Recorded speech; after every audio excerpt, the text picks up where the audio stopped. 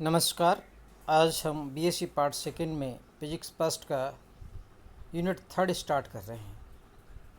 इसमें जो शुरुआत है वो है specific heat of diatomic gases. In diatomic gases के लिए प्रारंभ जो किया जाता है वो क्लासिकल स्टैटिक्स से किया जा सकता है, चिरसम्मत सांख्यिकी से किया जा सकता है। जिस प्रकार हमने एक परमाणु गैस के लिए हमने उसको आइडियल गैस माना और वहाँ जो हमने कैलकुलेट किया था विशिष्ट ऊष्मा CV इक्वल टू 3/2R ज्ञात किया था।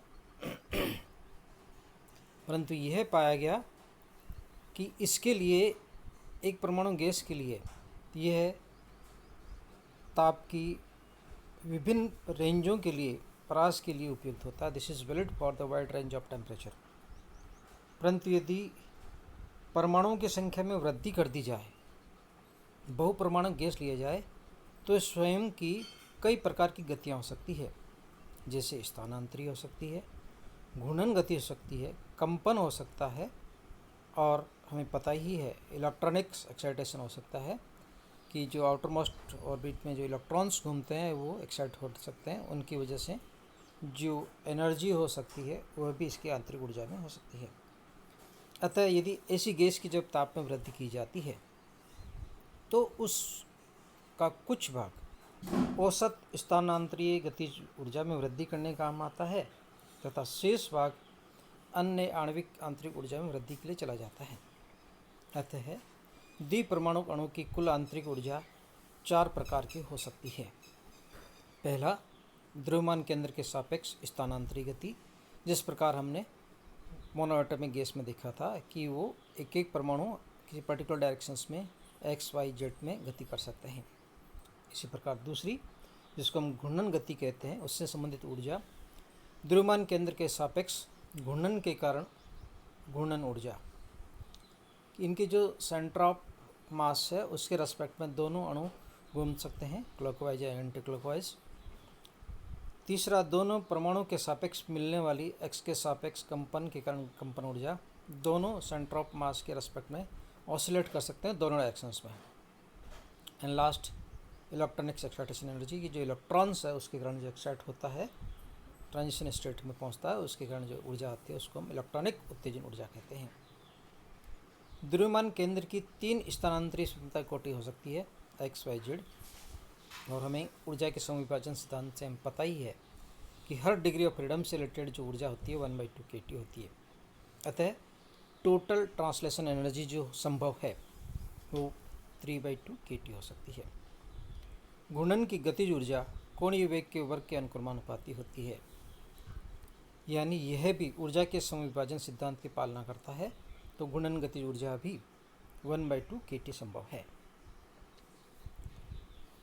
इसको हम डिटेल से पढ़ें तो दोनों परमाणुओं के x अक्ष के सापेक्ष घूर्णन करने के कारण उत्पन्न घूर्णन को कोई विशेष महत्व नहीं, क्योंकि इसमें इनका जो सेंटर ऑफ मास के रेस्पेक्ट में मोमेंट ऑफ इनर्शिया निकाला जाता है वो बहुत कम होता है।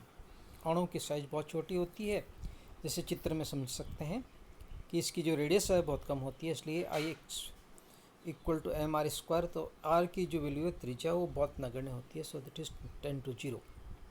सो there are only the 2 possible axis y and z, जिसके लंबवत एक्सिस कह सकते हैं, उनके सापेक्ष घूर्णन गतिज ऊर्जा हो सकती है। So for degree of freedoms we can say 1/2 kT plus 1/2 kT, so the net energy is kT। Similarly for the vibration energy, कंपन के कारण से संबंध ऊर्जा kT होता है। इसमें से हाफ kT काइनेटिक एनर्जी के लिए और हाफ kT पोटेंशियल एनर्जी के लिए। सो जो नेट कंपन ऊर्जा होती है वो kT होता है।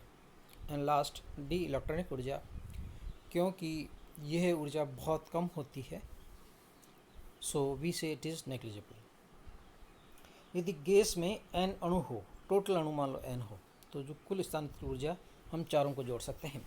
सो U equal to U translation, U rotational, U vibrational and the U electronic, इन चारों का सम ET ER EV EE,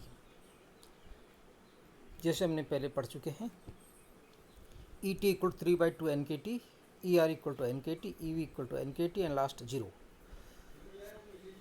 So 3 by 2 nRT plus nRT plus nRT plus 0. So net molar internal energy U by N. N is the number of moles. So we say this is equal to 7 by 2 RT. और molar विशिष्ट उष्मा देखें तो CV equal to del U molar divided by del T at the constant volume and this equal to 7 by 2 R. But practically यदि देखें so this is not valid for the entire range of the temperature. जैसे हमने ये चित्र से स्पष्ट है कि लो टेम्परेचर पे ये 3 by 2 R के बराबर होता है, या CV by R कैलकुलेट कर रहे हैं तो ये 3 by 2 R होता है. मध्यम परास के लिए 100 से 1000 केल्विन के आसपास इसकी 5 by 2 R होती है, एंड लास्ट 10,000 टेम्परेचर के आसपास इसकी जो वैल्यूज़ आती है वो 7 by 2 R होती है. सो दिस इज़ ओनली जो हमने पहले कैलकुलेट किया है क्लासिकल के रिजल्ट के हिसाब से, वो केवल हाई टेम्परेचर के लिए वैलिड है. इस कमी को दूर करने के लिए हम क्वांटम मैकेनिक्स का उपयोग करते हैं. क्वांटम यांत्रिकी एक विशेष यांत्रिकी है जिसमें हम एक इम्पोर्टेंट कॉन्सेप्ट काम में लेते हैं. वो ये है कि ऊर्जा स्तर सतत ना होके, कंटिन्यूस ना होके डिस्क्रीट होते हैं, विविक्त होते हैं. से मैक्स प्लांक आगे पढ़ेंगे इसको वर्णन से. मैक्स प्लांक है, आइंस्टीन थ्योरी है, ये सब बाद में डिस्कस करेंगे. फर्मी-डिराक थ्योरी है जहाँ कंपन और गुणन से संबंधित ऊर्जा सतत नहीं होके विविक्त माना जाता है. They are the consider is the discrete. So using partition functions and the quantum mechanics, we can write the net energy equal to E T plus ER EV plus EE. And partition function, संवितरण फलन, Z equal to the sigma exponentially of the minus E by KT.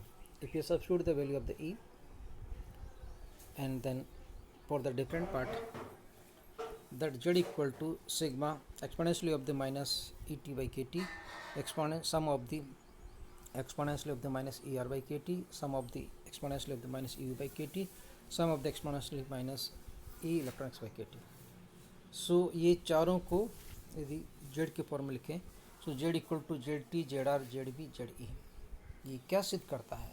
This prove that for the diatomic gas, द्विपरमाणु अणु gas के लिए संवितरण फलन सभी तत्वता की कोटियों के संगत संवितरण फलों के गुणनफल के बराबर होता है. जितनी अब डिग्री ऑफ फ्रीडम्स होगी उन सब के गुणनफल के बराबर होता है. So to calculate the CV we use the equation third and logarithm of it. log Z equal to log ZT plus log ZR plus log ZB plus log ZE.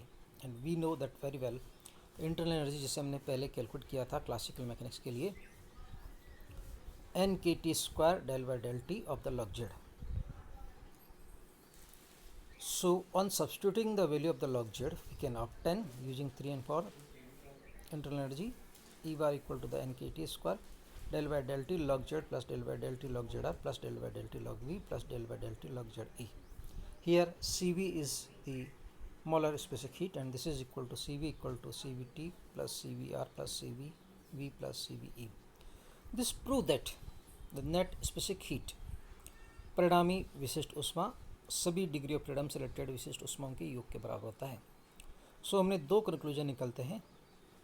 पहला, इनका वितरण फलन सभी डिग्री ऑफ फ्रीडम्स के वितरण फलनों के गुणनफल के बराबर होता है, तथा इनकी जो विशिष्ट उष्माएं हैं वो सब डिग्री ऑफ फ्रीडम की विशिष्ट उष्माओं के योग के बराबर होता है. Now we can calculate the degree of freedom for the each type of the motions. We can calculate the energy. स्थानांतरित गति की बात करें so this is same for the monatomic gases. उसी तरह से कि ये XYZ 3 डायरेक्शंस हो सकते हैं. सो इसकी डिग्री ऑफ फ्रीडम 3 होगी. यदि n नंबर ऑफ मॉलिक्यूल्स होते हैं तो ये 3 by 2 NKT हो जाता है. CVT निकालें तो 3 by 2 NK and 3 by 2 R के बराबर होता है. So there is no difference between the monoatomic atomic and the diatomic gases. This is the same.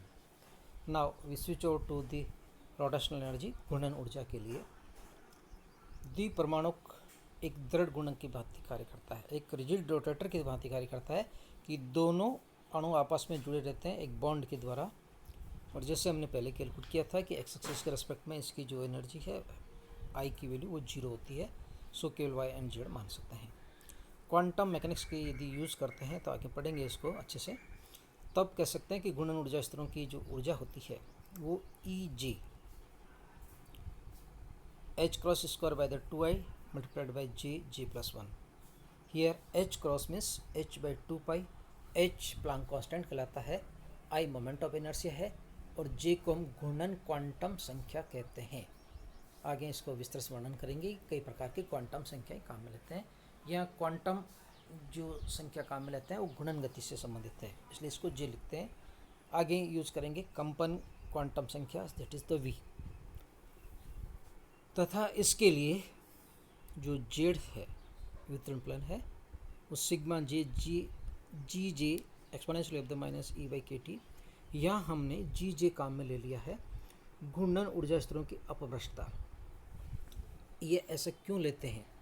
क्योंकि पहले हम सतत मान के चलते थे क्लासिकल मैकेनिक्स में, क्वांटम मैकेनिक्स में इनकी संख्या कई सारी हो सकती है, इसलिए हमने इसको घूर्णन ऊर्जा स्तरों की अपभ्रष्टता, number of degree of degeneracy for the vibrational energy states, कि घूर्णन ऊर्जा स्तर कितने प्रकार के हो सकते हैं, कितने तरह से हो सकते हैं एक ही ऊर्जा से संबंधित, उनकी संख्या हम 2j+1 लिखते हैं।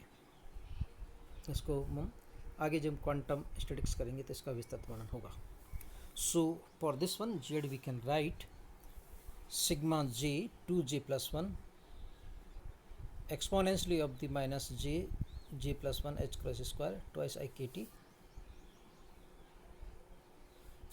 Here we suppose that theta are equal to h cross square by the 2 I k, एक constant मान लिया हमने, theta r for rotational, so the sigma j twice j plus 1 exponentially of the minus j plus 1 theta r by t. Equation fifth में हमें e raise to power थोड़ा miss हो गया। So न्यून ताप की सीमा पे at the low temperature range theta R is greater than T, या the T is less than theta R, so we can substitute this value. So Z equal to the sigma from J equal to 0 to infinity 2j+1 exponentially of minus J plus 1 theta are by the T. इसको हम यदि expand करें जे के different terms के लिए तो e raise to power minus a dot b dot c, तो हम लिख सकते हैं e raise to power minus a, e raise to power minus b, e raise to power minus c, and इस तरह से खूब सारे लिख सकते हैं। आगे जितने की जे की वैल्यू संभव है उतने पद आ सकते हैं इसमें।